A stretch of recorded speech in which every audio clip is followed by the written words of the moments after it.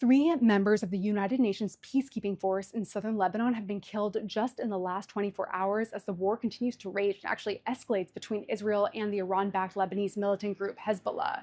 Now, we heard from the United Nations that all three of these peacekeepers were from Indonesia, and this is because different countries from around the world contribute troops from their armies to this peacekeeping force that basically monitors the border, the demarcation line between Israel and Lebanon, has long acted as a buffer between the countries and implements the ceasefires that have resulted after decades of conflict between Israel and Hezbollah. So in these incidents, most recently we heard that two of the peacekeepers were killed when some kind of explosion hit their vehicle, also seriously wounding another peacekeeper as well. And that came just several hours after, in a different area of southern Lebanon, some kind of projectile hit the UN peacekeeping post, killing another Indonesian peacekeeper. So the United Nations tells us that, look, these are incidents that are under investigation. We don't know at the moment where that explosion came from, what was the cause of it that hit the vehicle. Separately, we don't know where the projectile came from that hit the post, if it was fired by Israel, if it was fired by Hezbollah. They're still investigating the circumstances, but what is clear is that this is a quite major escalation, especially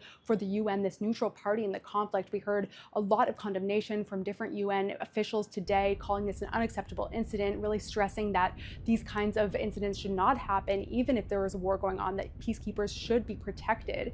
And this is happening, of course, several days after the Israeli military has announced an expansion and deepening of their invasion into southern Lebanon.